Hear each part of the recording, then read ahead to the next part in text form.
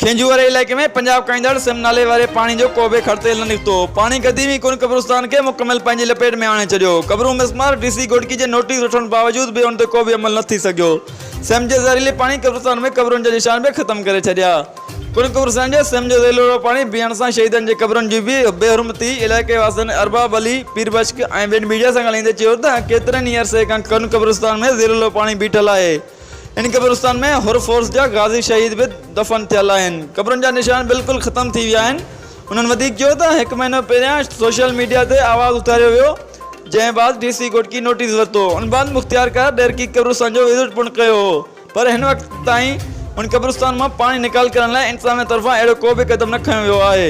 जॾहिं त केतिरा ई एकड़ ज़मीन सिम गड़काए वई आहे। समय माण्हू ज़मीनूं बंजर थियण सबबि मजबूरन पंहिंजा अबणा घर छॾण ललपणा करे विया आहिनि।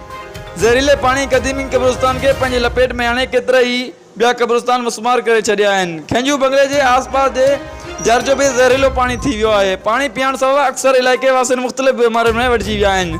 साझा वंदनि पारां सोशल वर्करनि ऐं सियासी समाजी अॻवाननि तरफ़ां सिंध हुकूमत तोड़े डीसी घोटकी खां नोटिस वठण जो मुतालबो कयो आहे त पंजाब खां ईंदड़ सिम वारो पानी रोकाए वञे, जीअं क़ब्रुनि जा निशान बची सघनि।